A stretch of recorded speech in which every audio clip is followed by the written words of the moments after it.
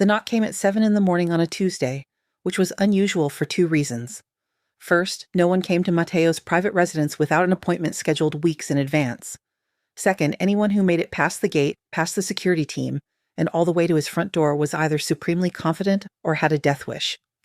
Matteo was in his home office reviewing quarterly reports from his legitimate businesses when his head of security appeared in the doorway with an expression that could only be described as baffled. "Boss, there is a woman at the front door," Paolo said carefully. "She has a baby with her. She says she needs to speak with you immediately and will not leave until she does." Matteo set down his espresso with deliberate calm. "Did you run her identification?" "We tried. She refused to show identification. Said you would know who she was once you saw her." "Do I know her?" "I have no idea, sir. I have never seen her before. But she is very insistent, and she is causing a scene that the neighbors might notice." The neighbors were a valid concern. Matteo's legitimate business interests required maintaining a respectable public image. A woman with a baby screaming on his doorstep at 7 in the morning was exactly the kind of attention he did not need. "Show her to the south parlor," Matteo said. "Search her thoroughly. If she is carrying anything more dangerous than a diaper, remove it. I will be down in 5 minutes." He took those 5 minutes to finish his coffee and speculate about what kind of woman would bring a baby to the home of one of New York's most dangerous men. An ex-girlfriend he had forgotten? Unlikely.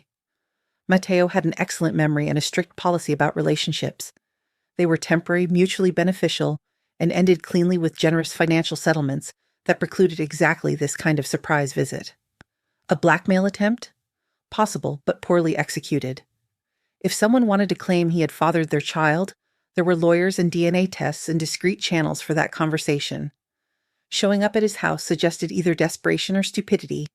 When Matteo entered the south parlor, he found a young woman standing near the window, a baby carrier at her feet.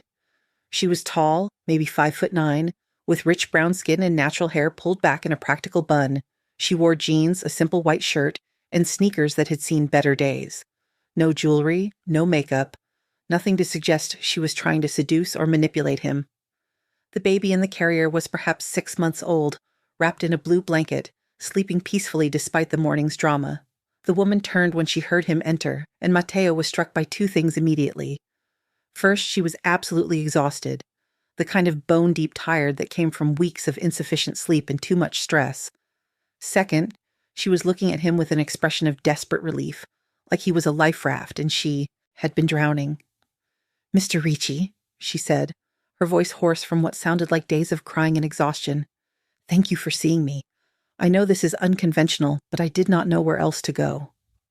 Matteo studied her carefully. She was not wearing designer clothes or expensive jewelry. Her hands showed no signs of professional manicures. The diaper bag at her feet was worn and practical, covered in stains that suggested long use. Everything about her appearance suggested genuine hardship rather than calculated manipulation. "You have me at a disadvantage," Matteo replied, his tone measured. "You seem to know who I am, but I have no idea who you are or why you felt comfortable showing up at my private residence with a child." Kennedy flinched slightly at his tone but did not back down. "My name is Kennedy Brooks. We have never met, and I know you have no reason to trust me, but I need your help, and I think once you hear what I have to say, you will understand why I came here, instead of going through more conventional channels." Conventional channels being? Lawyers, social services. The dozens of people I was told could help me figure out what to do about my situation. Her hands clenched at her sides, but those channels lead to questions I cannot answer without putting Noah at risk. Questions about his father's military service, about operations that never officially happened, about classified information that makes powerful people very nervous when it surfaces. That got Matteo's attention. The mention of classified military operations narrowed the field of who this woman might be connected to significantly. Very few people knew about the kind of work Matteo had done before he returned to New York and took over his family's businesses. "Sit," he said again, this time less as an offer and more as a command. "Tell me everything. Start with why you think I would be interested in helping you with the baby." Kennedy picked up the carrier with visible effort. The baby was small, but the carrier itself probably weighed 15 pounds when loaded with supplies. Combined with her obvious exhaustion, the simple act of lifting it seemed to take considerable energy. She settled into the chair, positioning the carrier beside her so she could keep one hand on it protectively. Even desperate and exhausted, Her first instinct was to keep the baby close and safe. Matteo filed that observation away as potentially significant. "My name is Kennedy Elizabeth Brooks," she began, her voice steadier now that she was sitting. "I am 24 years old. I was born and raised in Philadelphia. I have been working 2 jobs for the past 3 years, trying to put myself through college while supporting myself after my parents died in a car accident when I was 19. My condolences, but I fail to see what your personal history has to do with appearing on my doorstep. I'm getting there. I need you to understand who I am so you will believe me when I tell you the rest." She took a breath. 3 years ago, my older sister Claire told me she was pregnant. It was a surprise to both of us because Claire's boyfriend had died 8 years earlier, and she had not been in a serious relationship since. Matteo felt the first stirrings of recognition, but he kept his expression neutral. "That seems biologically unlikely." It would be, except that before he deployed to Afghanistan, Claire's boyfriend banked sperm. It was common practice for soldiers heading into combat zones, a way to ensure they could still have children if they were injured or killed. Claire had the samples stored at a fertility clinic, intending to use them someday when she was ready to have children. After 8 years of grieving, she decided she was ready. And the boyfriend's name was? Marcus Alexander Brooks, Staff Sergeant, United States Army, deployed to Afghanistan in 2015.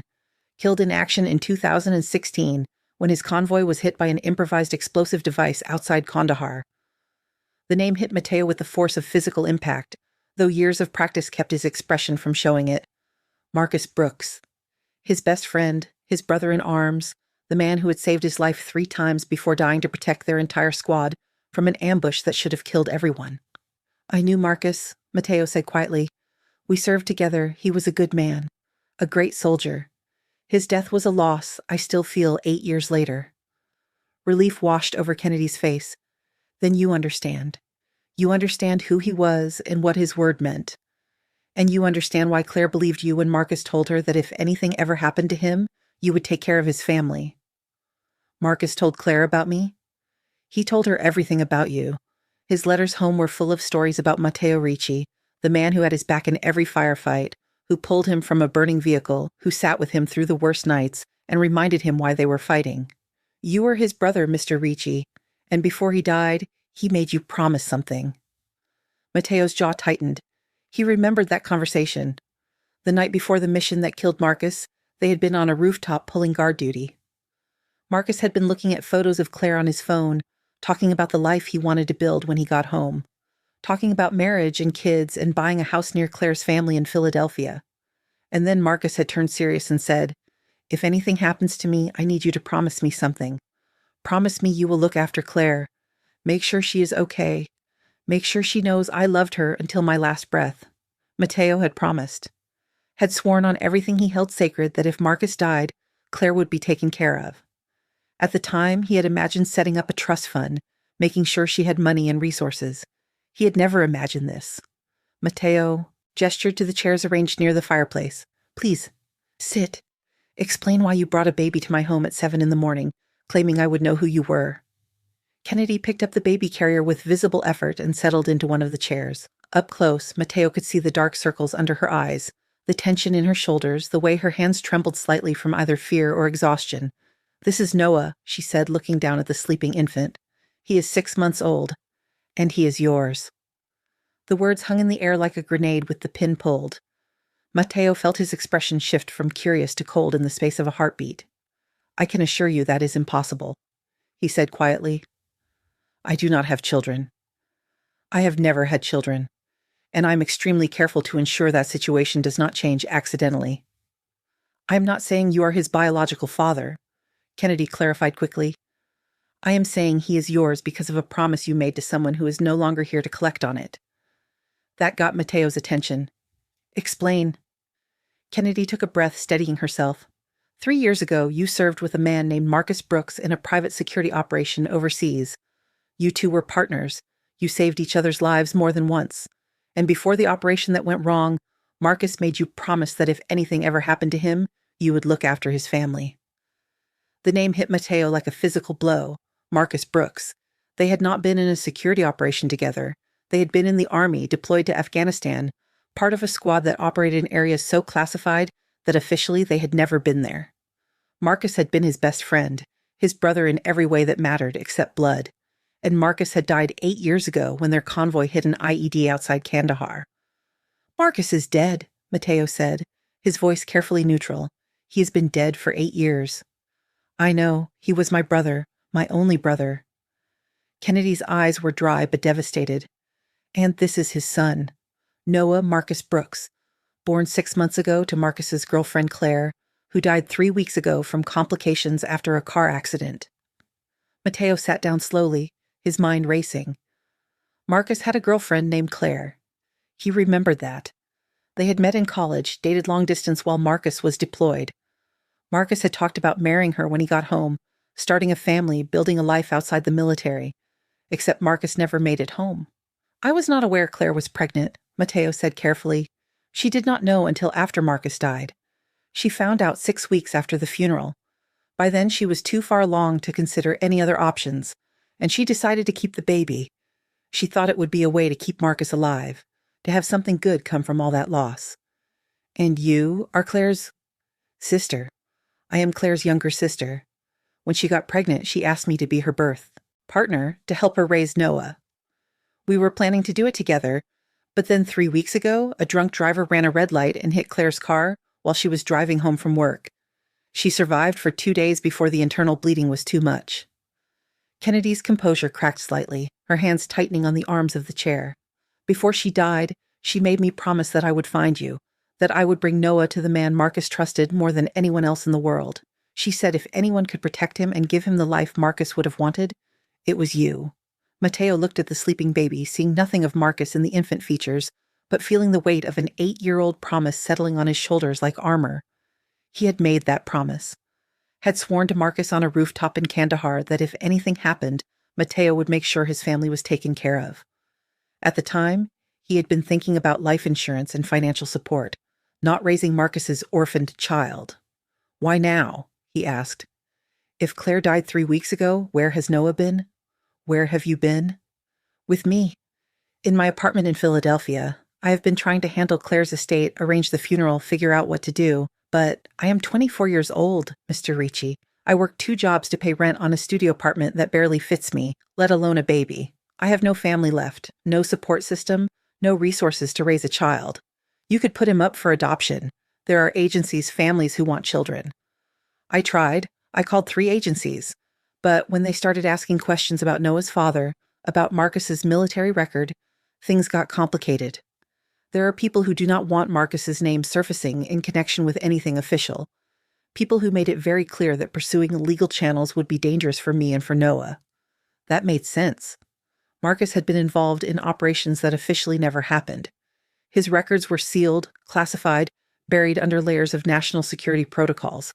Anyone digging into his background would trigger alarms in places that did not appreciate attention.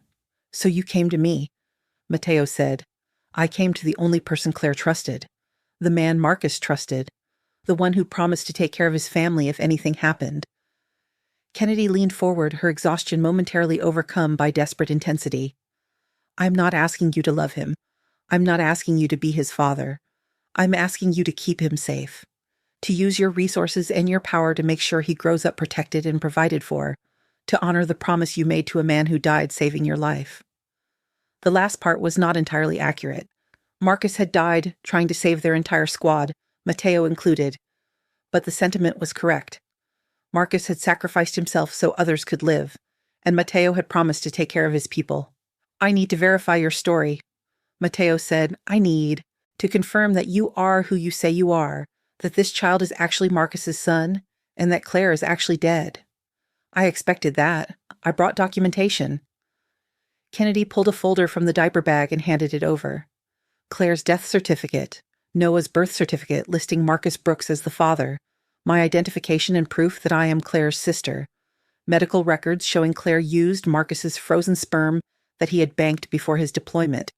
Everything you need to verify the truth." Matteo opened the folder and began reviewing the documents. Birth certificate looked legitimate. Death certificate was from a Philadelphia hospital 3 weeks ago. Medical records confirm that Claire had used assisted reproduction with sperm banked in Marcus's name 8 years ago. It could all be faked, but the level of detail and the obscure knowledge about Marcus's classified service suggested this woman was telling the truth. I will need to run DNA tests, Matteo said, to confirm Marcus is actually the biological father. I expected that too. I am happy to cooperate with any tests you need. Kennedy reached into the diaper bag again and pulled out a plastic bag containing what looked like a hairbrush. This was Marcus's. Claire kept it all these years. It should have enough genetic material for comparison. The hairbrush was silver, engraved with Marcus's initials. Matteo recognized it immediately. He had given it to Marcus as a birthday present 6 months before they deployed to Afghanistan. The fact that Kennedy had it, that Claire had kept it, lent credibility to her story. Where are you staying? Matteo asked. A motel near the airport? I spent most of my savings on the bus ticket here in the motel room. Cancel your reservation. You will stay here while I verify your information and make arrangements. Kennedy's eyes widened. I cannot impose like that. You already imposed by showing up at my door with a baby.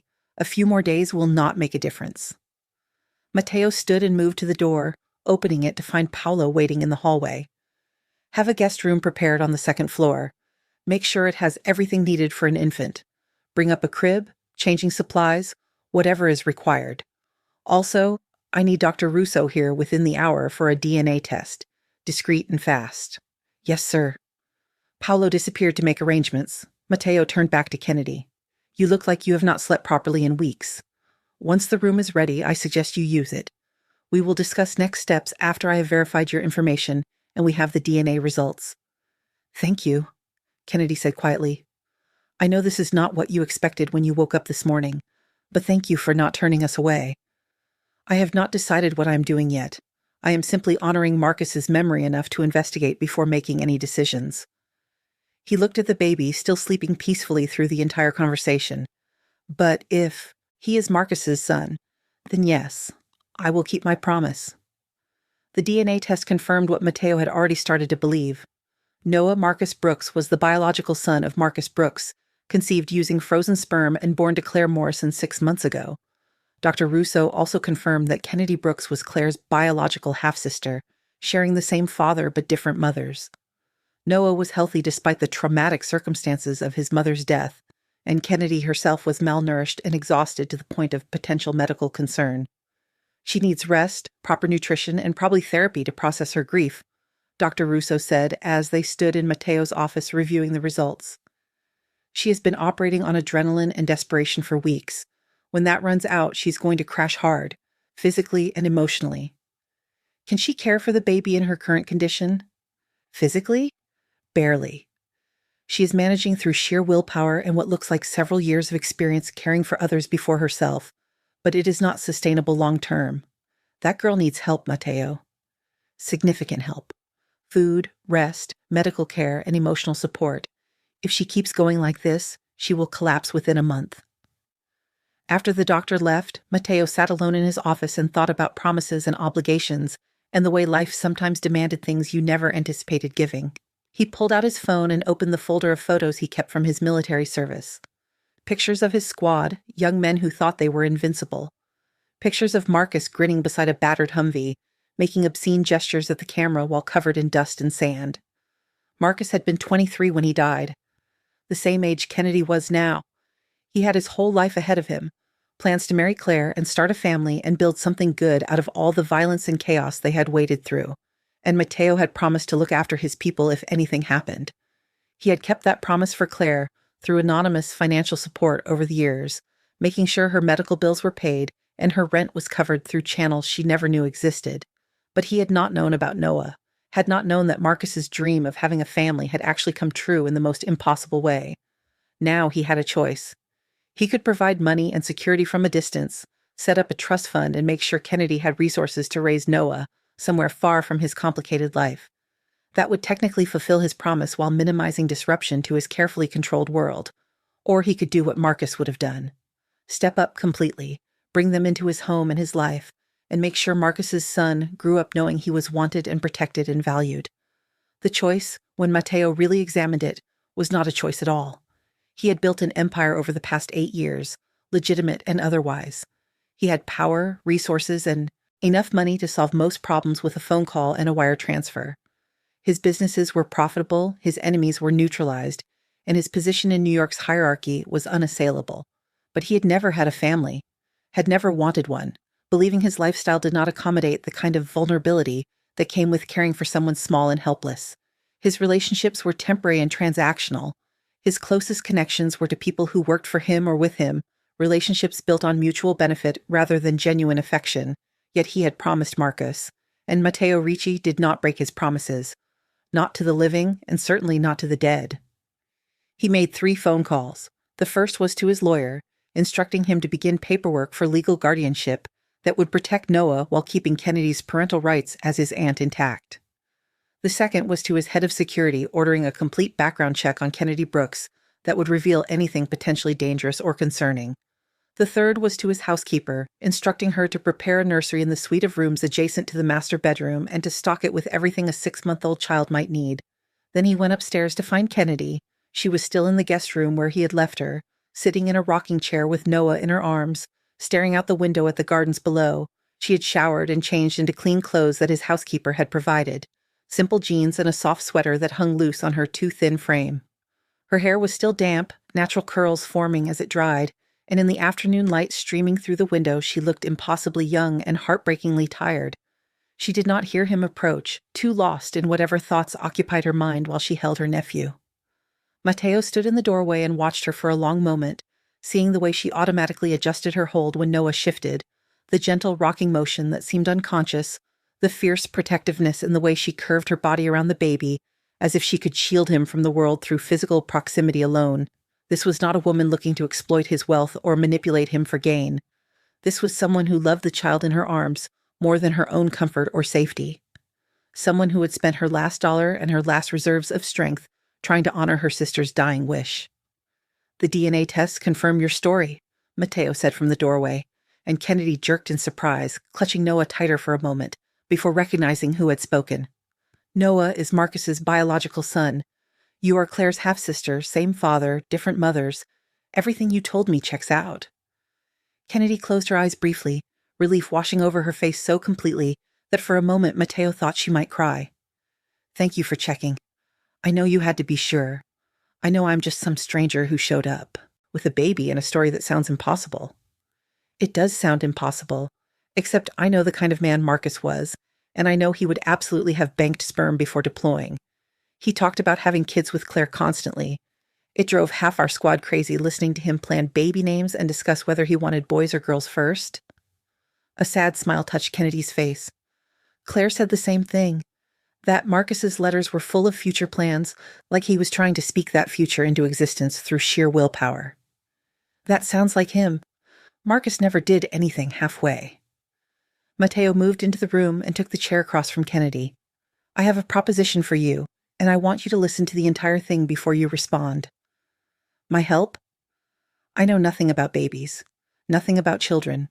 I have businesses to run, obligations that take me away from home, a life that is not conducive to raising an infant.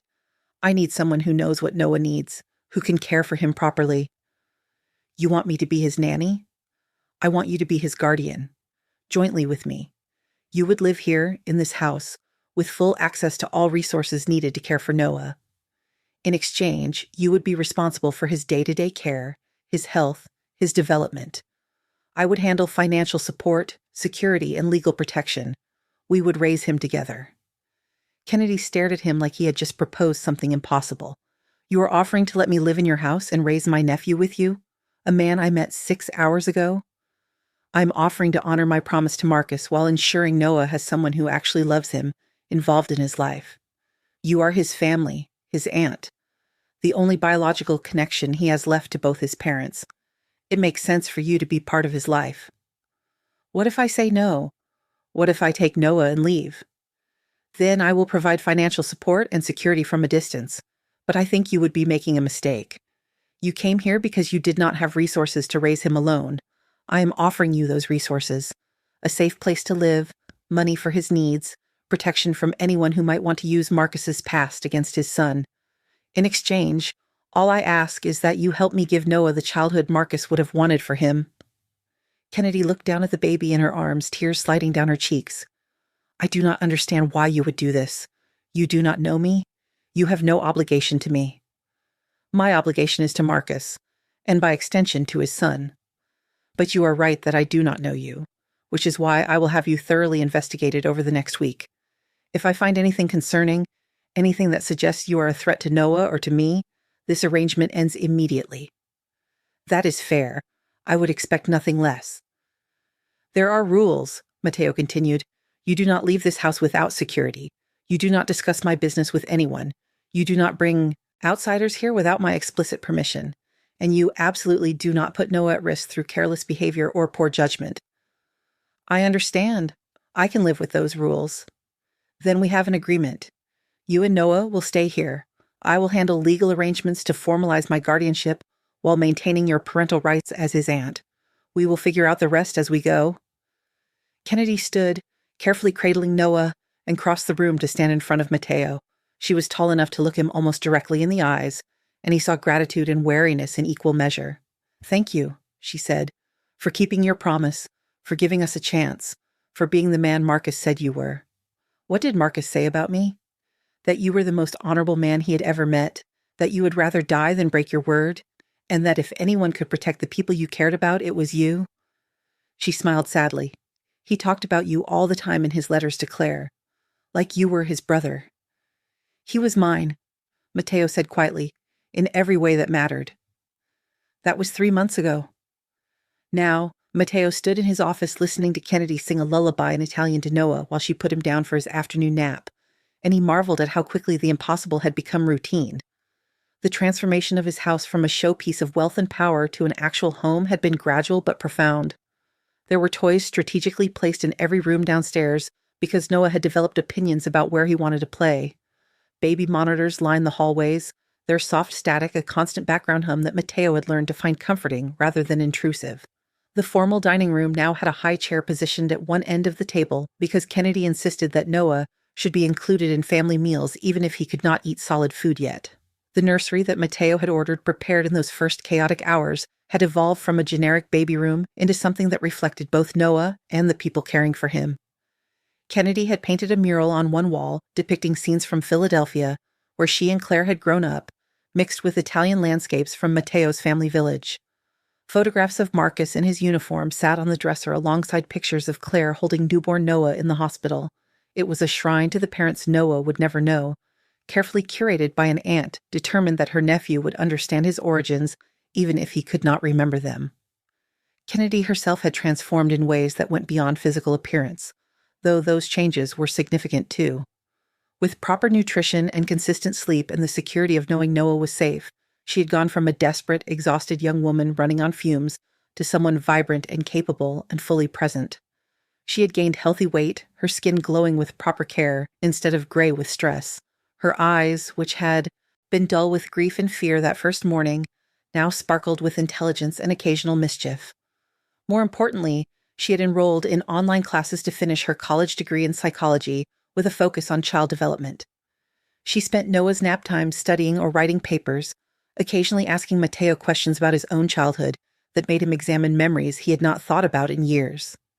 She had befriended his housekeeper Maria, learning to cook traditional Italian dishes and trading recipes from her own family background. She had charmed his security team by learning all their names and asking about their families and treating them like people instead of furniture. But it was her relationship with Noah that revealed who Kennedy truly was. Matteo had watched thousands of hours of security footage over the years, trained to spot deception and manipulation in the smallest gestures. He knew how to read body language, how to identify when people were performing versus being genuine. And Kennedy with Noah was absolutely, undeniably genuine. She talked to the baby constantly, narrating her actions and his responses like they were having actual conversations. She read to him from books appropriate for his age and books far too advanced, saying that hearing language was important regardless of comprehension.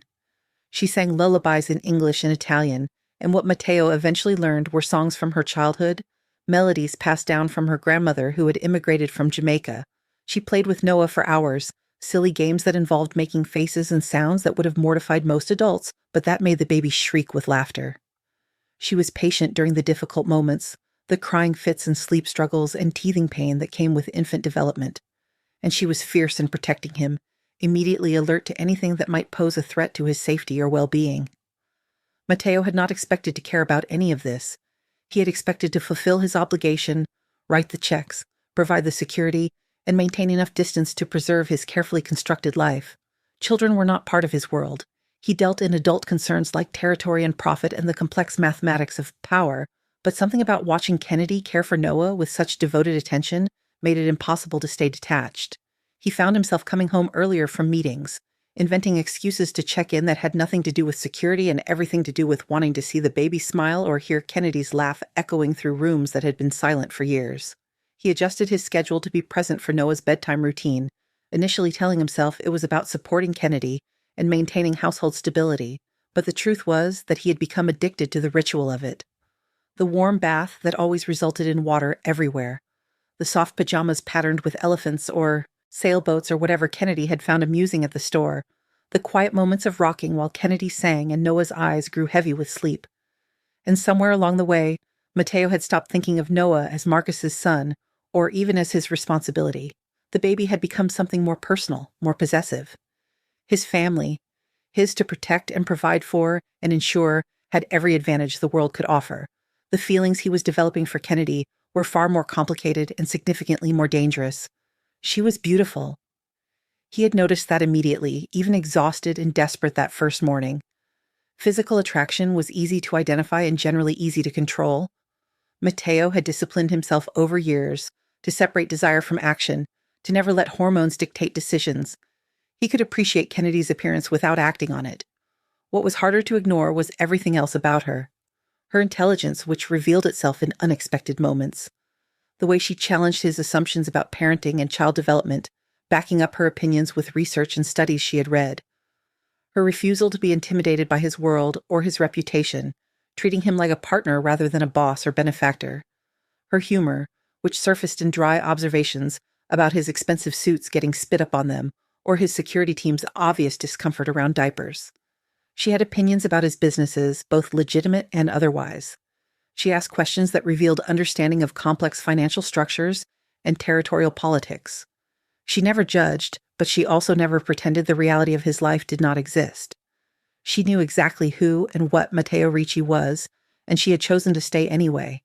And that choice, that conscious decision to build a life alongside his, despite all the complications, was devastatingly attractive in ways that had nothing to do with physical desire and everything to do with genuine connection. But Kennedy had made her boundaries very clear from the beginning. This was a co-parenting arrangement, a partnership built around Noah's needs, nothing more. She lived in his house as his employee and co-guardian, not as his romantic interest. She was professional and friendly and occasionally affectionate in the way people who share space and responsibilities become, but she never crossed lines that might suggest she wanted more. Matteo respected those boundaries because they made sense and because Kennedy deserved better than to feel pressured by the power imbalance inherent in their situation. She had come to him desperate and vulnerable. The last thing he wanted was for her to think she owed him anything beyond caring for Noah, so he maintained careful distance. He made sure their interactions stayed appropriate. He dated other women occasionally to demonstrate that his interest in Kennedy was purely platonic and professional, and he absolutely did not acknowledge the way his pulse kicked up when she entered a room or the way he found himself looking for excuses to spend time with her beyond their shared responsibilities with Noah.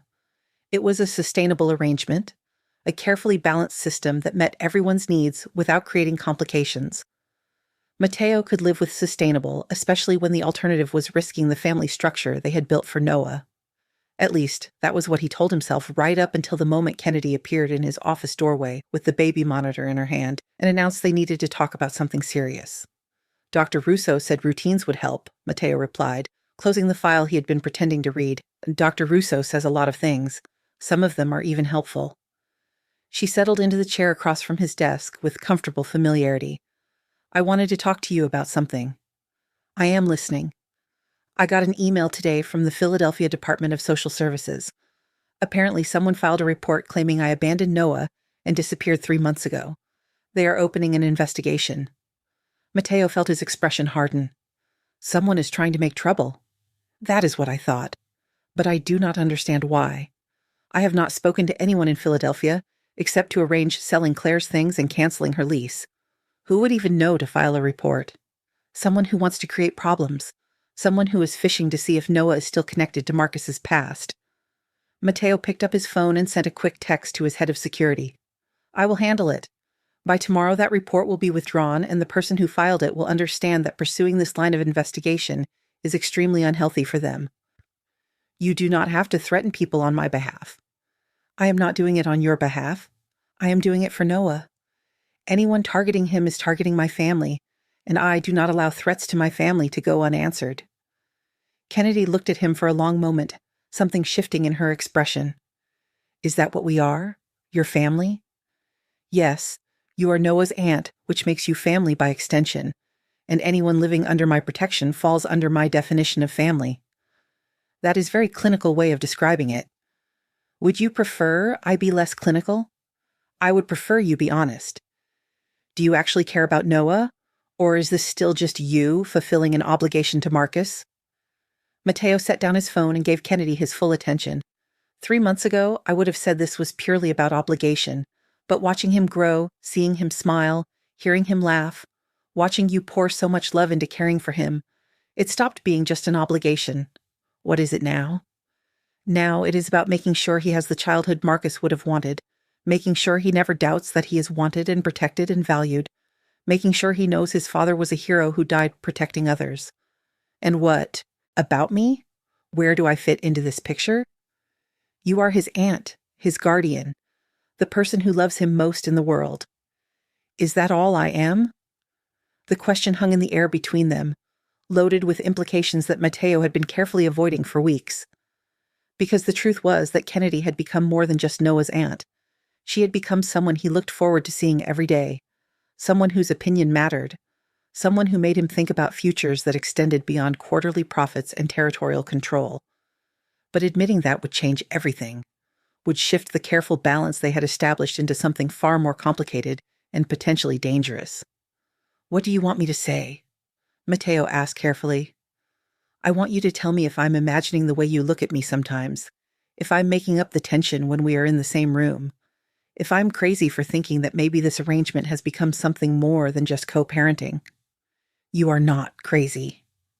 Then what am I? Matteo stood and walked around the desk, stopping close enough to see the pulse beating at Kennedy's throat, to smell the subtle scent of her shampoo. You are the most complicated woman I have ever met. You came into my life with a baby and a promise and turned everything upside down. You made me care about things I never thought I would care about. And yes, I look at you. I notice you. I think about you more than is probably appropriate given our situation. So why do you maintain so much distance? Because you deserve better than to be another woman who falls into bed with a man because he has money and power. Because you are here for Noah, not for me. And because if I cross that line and things go badly, it affects more than just us. It affects him. Kennedy stood slowly, bringing them even closer together. What if I told you I'm not here just for Noah anymore? What if I told you that somewhere in the past 3 months, I started caring about you too? Not your money or your power, you. I would say you are making a mistake. Why? Because I am not a good man, Kennedy. I run criminal enterprises. I make decisions that hurt people. I live in a world where violence is a tool and loyalty is currency. That is not a world you should want to be part of. I have been part of that world for 3 months. I have seen the way your people respect you, the way you handle problems, the way you protect the people under your care. You are right that you make hard decisions. But I have watched you with Noah, and I have seen the way you are with me, and I think you are a better man than you give yourself credit for. You barely know me? Then let me know you better. Let this be more than just a business arrangement. Let us see if what I feel, what I think you feel, is real. Matteo should have said no, should have maintained the boundaries that kept everyone safe, but Kennedy was looking at him with absolute certainty. No fear, no hesitation, and he found his carefully constructed resistance crumbling. If we do this, he said slowly, there are no casual relationship where we see how it goes and then part as friends if it does not work. If we cross this line, Kennedy, I will not let you leave. You will be mine completely and permanently. That is how I am built. I do not do temporary. I am not asking for temporary. I am asking for real. Real with me means accepting all of me. The business, the violence, the enemies, the complications. I accept them. I came here knowing who you were. That has not changed. Matteo reached up and cupped her face, his thumb tracing the line of her cheekbone. You are absolutely certain about this?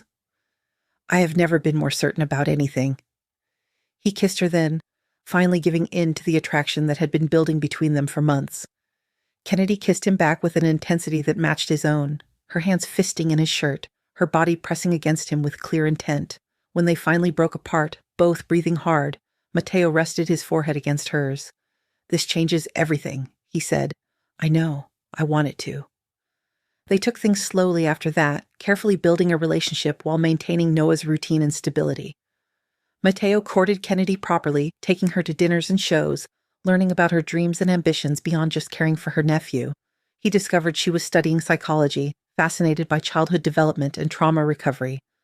She wanted to work with children who had experienced loss, helping them process grief and build resilience. Kennedy learned about Matteo's legitimate businesses, his charitable foundation that supported veterans, his efforts to create opportunities for people trying to leave criminal lifestyles behind. She saw the complexity in him, the way he balanced ruthlessness with unexpected kindness. 6 months after Kennedy first appeared on his doorstep, Matteo took her and Noah to Italy to meet his family. The trip had been planned for weeks, coordinated around Noah's schedule and Kennedy's finals for her online classes. Matteo had rented a villa in his family's ancestral village in Tuscany, a sprawling property with gardens and a pool and enough space for his entire extended family to gather without tripping over each other.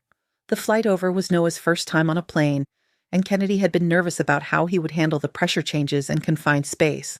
But Matteo had chartered a private jet specifically to avoid the complications of commercial travel with an infant, and the extra space and flexibility had made the journey almost pleasant.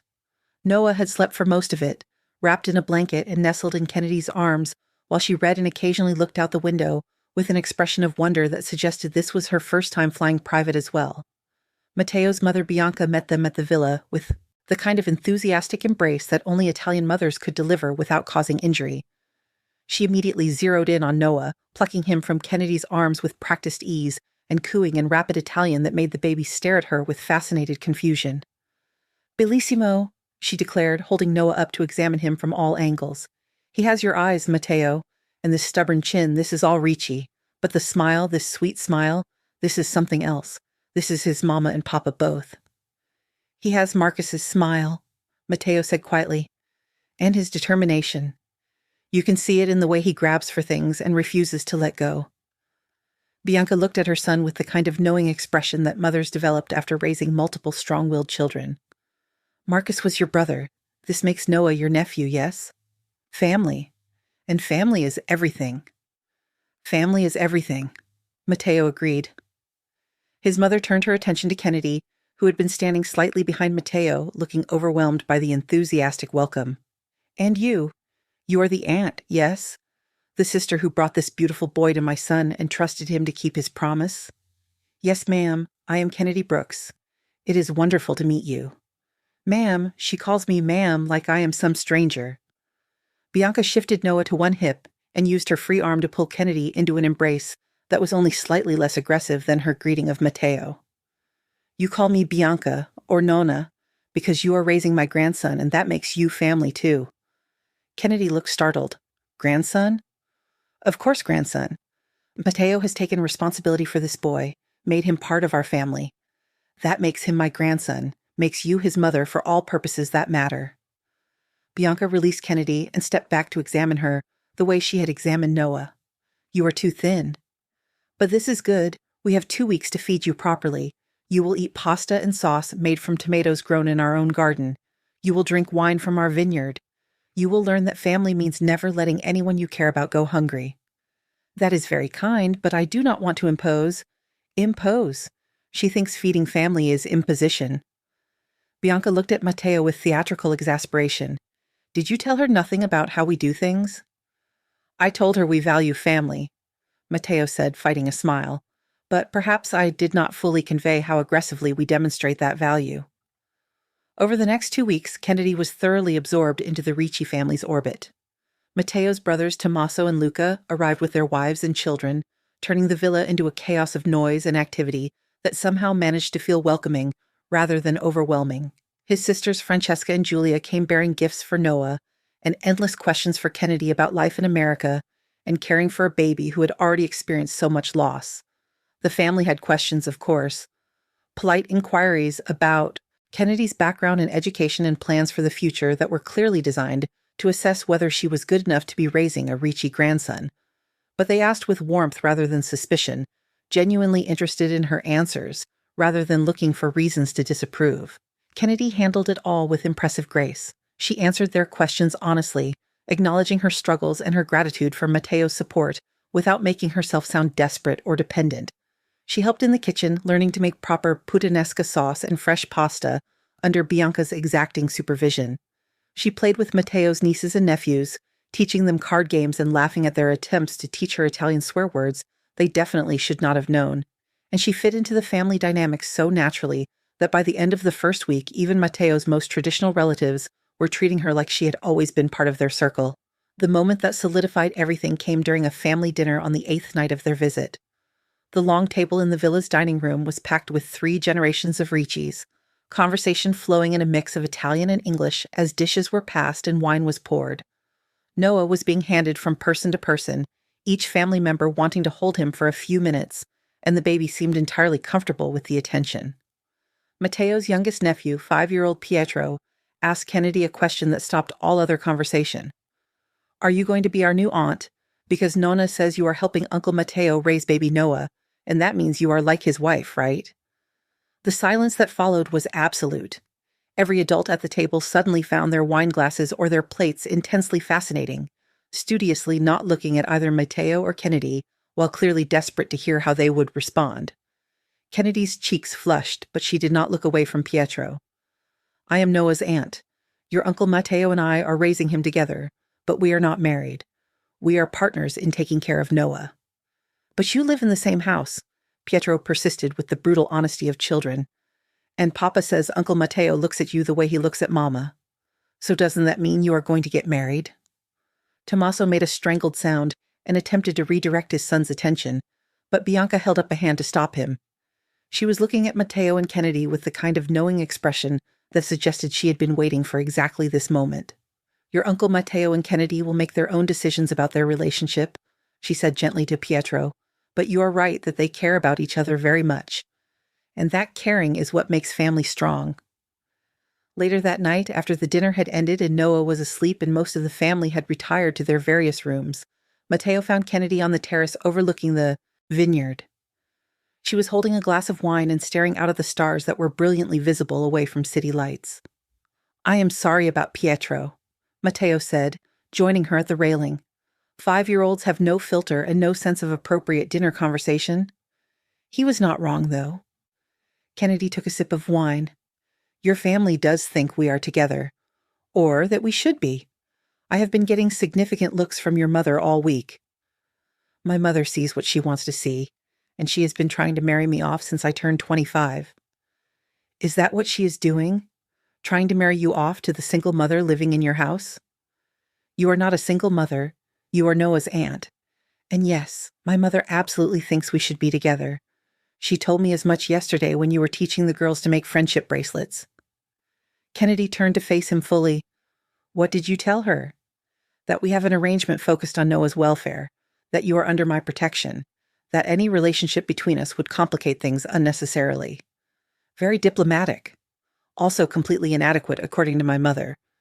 She said I was being stupid and blind and that if I did not act on my feelings soon, you would eventually realize you could do better and leave. "Your mother thinks you have feelings for me?" Matteo looked at her, at the way the moonlight caught her hair, and the wine had flushed her cheeks, and the openness in her expression that invited honesty. "My mother is not wrong about everything." "What does that mean?" "It means that somewhere in the past 6 months, this stopped being just about keeping a promise to Marcus. It became about you and me and the family we are building together. And yes, I have feelings about that. About you. Feelings that are entirely inappropriate given our situation." "Why inappropriate?" "Because you came to me desperate and vulnerable. Because there is a massive power imbalance in our arrangement. Because you deserve better than to feel obligated to reciprocate anything just because I provide for you and Noah." Kennedy set down her wineglass with deliberate care. "What if I told you I don't feel obligated? What if I told you that I have feelings too?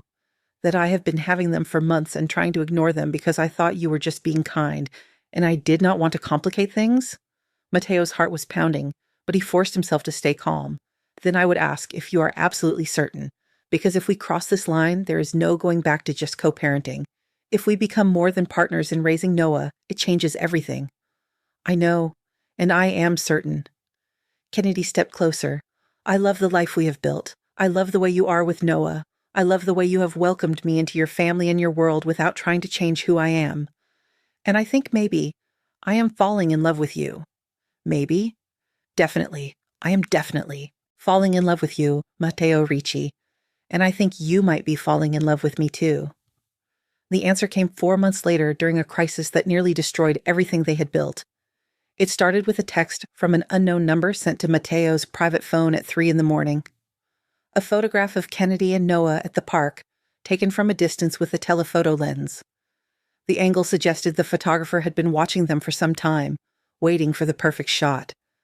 Below the image was a simple message: beautiful family. Would be a shame if something happened to them. Matteo was out of bed and activating emergency protocols before his conscious mind fully processed the threat. Within 15 minutes, every person in his security team was awake and mobilized. Within 30 minutes, he had trackers embedded in Kennedy and Noah's clothes, upgraded the house security to military-grade surveillance, and put a protection detail on them that would make the Secret Service look understaffed. Within an hour, he had identified who sent the threat, and his fury was cold enough to freeze blood. Dmitry Volkov, younger brother of the Volkov crime family, the same organization that had employed Alexei 3 years ago when Sienna had infiltrated their operations. The Volkovs had never forgiven the losses they suffered in that confrontation, and Dmitry apparently believed the best way to hurt Matteo was to target his family, which meant Dmitry had made a fatal miscalculation about what Matteo would tolerate. Kennedy appeared in his office doorway at 6 a.m, holding Noah and looking confused by all the activity in the normally quiet house. Matteo, what is going on? Why are there 8 new security people downstairs, and why did someone just do a sweep of Noah's room with what looked like military equipment? Come in. Close the door. Matteo waited until she was seated before showing her the photograph on his phone. Someone sent me this 3 hours ago. Kennedy's face went pale as she looked at the image. When was this taken? Yesterday afternoon, based on what Noah is wearing. You were at the park on 5th Avenue, the one with the good playground. We go there every Tuesday and Thursday. It is part of his routine. Her arms tightened around the baby. Who sent this? What do they want? The Volkov family, specifically Dmitry, who is angry about territorial losses his organization suffered years ago. He thinks hurting you and Noah will hurt me. And will it? Yes, which is why he made a mistake sending that message instead of just acting on his threat. Kennedy's jaw set in a way Matteo had learned meant she was about to be stubborn about something. I am not going to live in fear. Noah is not going to grow up locked in this house because some criminal has a grudge against you. You're not going to live in fear. You are going to live under protection while I eliminate the threat permanently. Matteo kept him, his voice calm despite the rage churning beneath his surface composure. I need you to take Noah and go to the safe house upstate. It is secure, well-staffed, and completely isolated from anyone who might want to use you to get to me. Stay there until I tell you it is safe to come home. How long? However long it takes to make sure no one ever threatens my family again. Kennedy studied his face, reading the implications behind his carefully neutral expression. What are you going to do? I'm going to have a conversation with the Volkov family about boundaries and consequences. A permanent conversation. Permanent as in they will never bother us again. Ever. Kennedy was quiet for a long moment, her hand stroking Noah's back in gentle, rhythmic motions, while the baby dozed obliviously against her shoulder. Will there be legal consequences? Problems that could come back on you or Noah or me? Nothing that will touch you or Noah. I promise you that. My lawyers will handle anything official that surfaces, and it will not connect to you in any way. What about you? Will you be safe? The question, asked with genuine concern rather than judgment or fear, made something crack in Matteo's carefully maintained emotional control. I will be as safe as I ever am. This is not my first time dealing with territorial challenges, but it is your first time dealing with them while having people you love who could be used as leverage against you. Kennedy shifted Noah slightly to free one hand, which she extended across the desk to Matteo. Come home. Whatever you have to do to protect us, do it and come home. Please. Matteo took her hand, lacing their fingers together and holding on like she was an anchor in a storm that was about to break. I promise you, Kennedy. I will handle this and I will come home. I love you, she said quietly, and Matteo realized it was the first time either of them had said those words out loud, despite months of dancing around the reality of their feelings. I know we have not been together long enough to say it. I know the situation is complicated, but I need you to know that before you go do whatever you're going to do. I love you, Matteo. And I need you to come back because Noah needs his father, and I need. She stopped, tears sliding down her cheeks, unable or unwilling to finish that sentence. You need what? Matteo asked gently. I need the man I fell in love with to come home safe. The man who kept his promise to Marcus. The man who gave us a home and a family and a future we would never have had without him. I need you, Matteo. We both do. I love you too, Matteo said, the words feeling simultaneously natural and terrifying. Both of you. You are my family, Kennedy, my real family, and I will do whatever it takes to protect you, always. He pulled her into his arms then, careful not to jostle Noah, and held both of them for a long moment. Kennedy buried her, face against his shoulder, and Matteo felt her tears soaking through his shirt, felt the way she was trying not to shake apart from fear and stress, and the weight of watching someone she loved prepare to do violence on her behalf. How soon do we need to leave? She asked eventually, her voice muffled against his chest. Within the hour. Paolo has already prepared the car and the safe house is fully stocked with everything you and Noah will need. My mother is flying in from Italy to stay with you, she insisted the moment I told her what was happening. Kennedy pulled back to look at him. You called your mother? I called everyone. My entire family knows about the threat and about what I am going to do to neutralize it.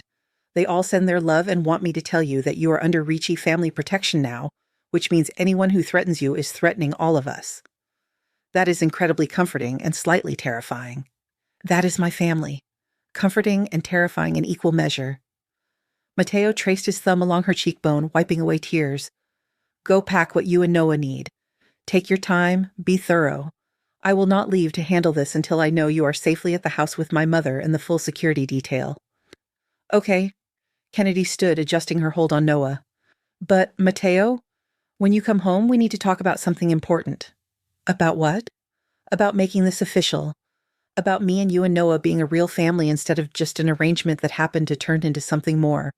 About building a future together that does not end the moment Noah turns 18 and does not need us anymore. Are you proposing to me? Matteo asked, surprised and pleased in equal measure. I am telling you that I want to, that I want permanence and commitment and all the complicated, messy, wonderful things that come with choosing to build a life with someone. But I want you to ask me properly when you come home, after you have handled this threat, and we can focus on the future instead of just surviving the present. You want me to propose? I want you to want to propose. If you do, if this is real for you the way it is for me. Matteo pulled her close again, kissing her with the kind of intensity that came from facing the possibility of loss.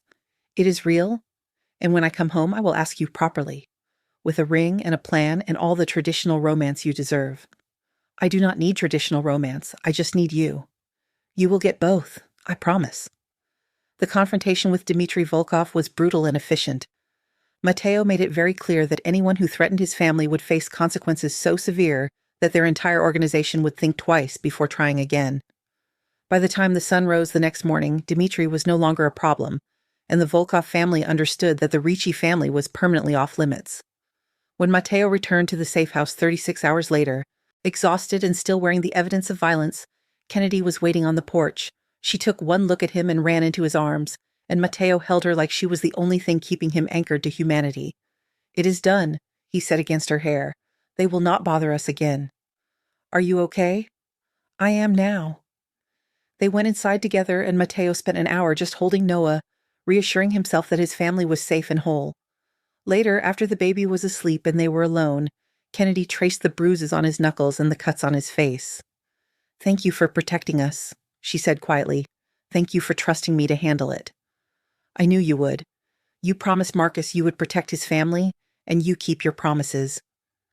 This stopped being about Marcus months ago. This is about you and Noah being mine, and I protect what is mine. I know, that is one of the things I love about you. Matteo pulled her into his lap, needing the physical connection, the reassurance that she was real and safe and choosing to stay, despite everything she had just witnessed about his world. "Marry me," he said. Kennedy went still. "What?" "Marry me. Make this official. Give Noah a real family with parents who are committed to each other and to him. Let me spend the rest of my life proving that bringing him to my door was the best decision you ever made." "Matteo." "I know it is fast.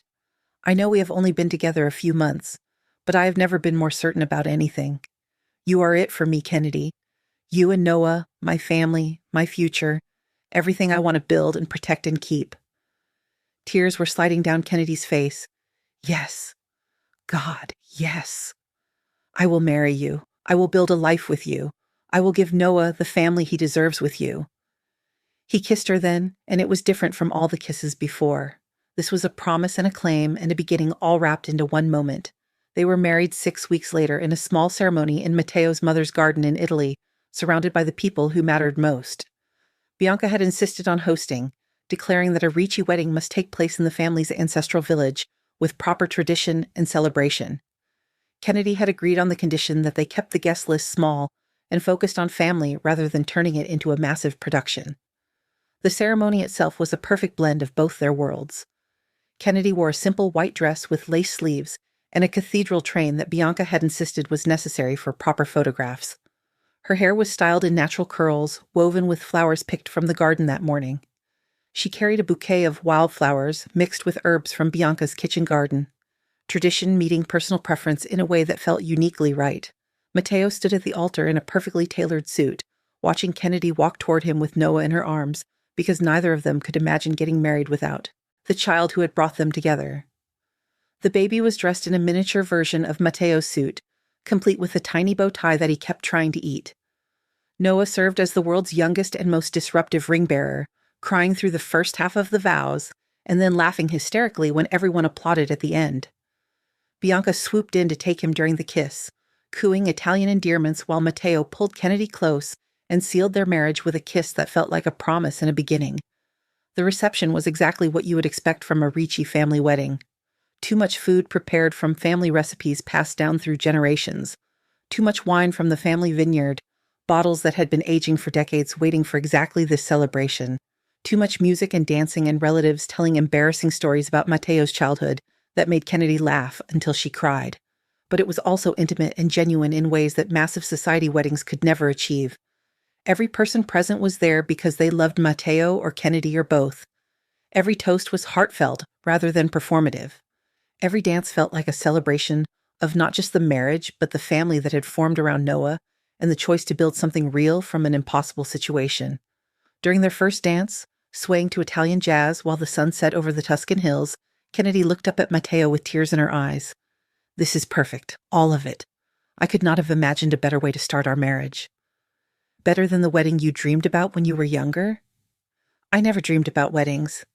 I dreamed about family, about belonging somewhere and mattering to people who would show up when you needed them, about building something that lasted beyond just romantic feelings." She rested her head against his chest. "This is better than anything I imagined because it is real. You are real. Noah is real.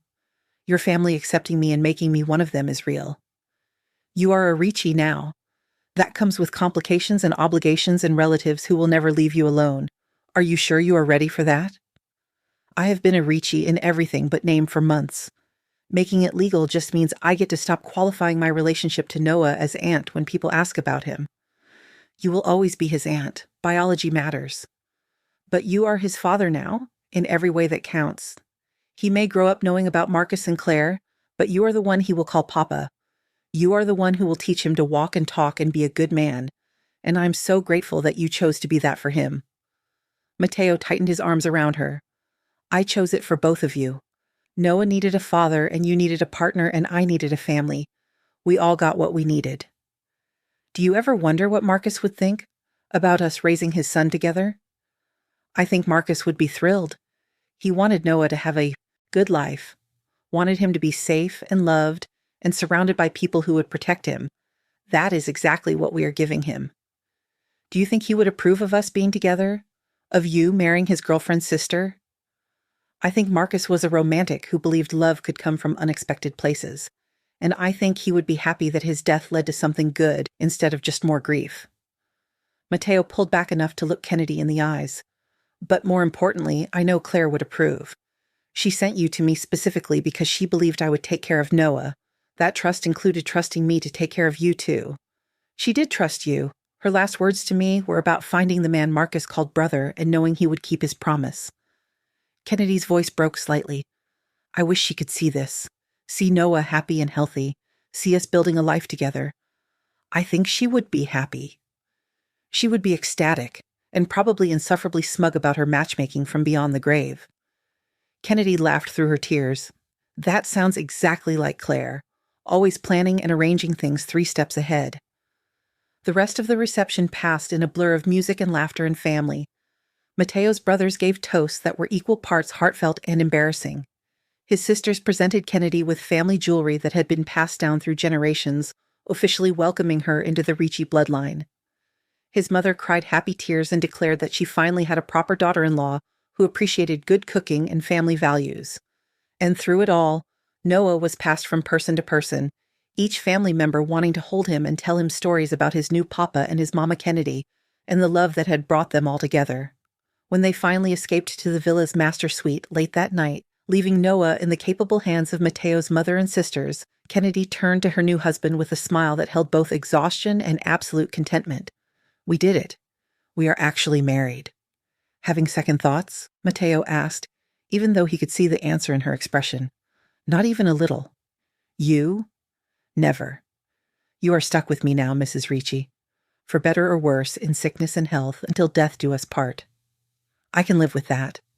I have been stuck with you since the day I showed up on your doorstep with a baby and no plan beyond trusting Marcus's judgment about you. Best gamble you ever made? Best decision I ever made, hands down. You gave us a home, a family, a future we never could have built alone. You kept your promise to a dead friend and somehow turned it into the best thing that ever happened to me. Matteo pulled her close, finally able to touch her the way he had been wanting to all evening, without the audience of family and friends. You gave me something I never knew I wanted. A real family. A reason to build something beyond just power and profit. Someone who sees all my complications and chooses to stay anyway. I choose to stay. Always. For as long as we both live and beyond, if heaven works the way your mother thinks it does. They kiss then, husband and wife, partners in raising a child who would never remember his biological parents, but would always know the love of the people who had chosen him. When they finally came together, it was with the certainty of commitment and the joy of building something permanent. Later, lying tangled together in sheets that smelled like expensive hotels and Italian summers and new beginnings, Kennedy traced patterns on Matteo's chest and thought about the impossible journey that had led them here. Thank you, she said quietly, for keeping your promise, for giving Noah a father, for making me part of your family, for choosing us when you could have written a check and maintained your distance. Thank you for trusting me, for bringing Noah into my life, for being patient while I figured out that having you both was better than any life I had imagined for myself. They fell asleep like that, comfortable and content, knowing that in the morning they would return to their real life. The one where Matteo ran criminal enterprises and Kennedy studied psychology, and Noah grew up surrounded by protection and love and the complicated legacy of the parents he would never meet but would always know through the stories they would tell. Can I ask you something? She said. Anything. That first day when I showed up with Noah, if the DNA test had come back negative, if he had not been Marcus's son, would you have still helped us? Matteo thought about it honestly. I do not know. Maybe not at first, but I think I would have eventually. There was something about the way you looked at me, like I was your last hope, like you had put all your faith in a promise made between 2 soldiers 8 years ago. I do not think I could have walked away from that. I am glad you did not walk away. I am glad you kept your promise, and I am glad that promise led to this. So am I. They fell asleep like that, comfortable and content, knowing that in the morning they would return to their real life, the one where Matteo ran criminal enterprises and Kennedy studied psychology, and Noah grew up surrounded by protection and love and the complicated legacy of the father he would never meet but would always know through stories. 1 year after Kennedy first knocked on Matteo's door, they threw a party to celebrate Noah's first birthday. The house was full of family and friends, legitimate and otherwise, all gathered to watch a baby who would never remember how close he had come to being lost in the system. Matteo stood on the terrace watching Kennedy help Noah smash his birthday cake into oblivion, and his brother Tommaso joined him with 2 glasses of whiskey. You did good, fratello, Tommaso said, taking in Marcus's son, marrying the girl, building something real. I got lucky. Kennedy could have gone anywhere after Claire died, could have chosen adoption or tried to raise him alone. Instead, she trusted me. She trusted the man Marcus told her about, and you proved Marcus was right. I kept my promise. You did more than that. You built a family. That is harder than keeping promises. Matteo raised his glass.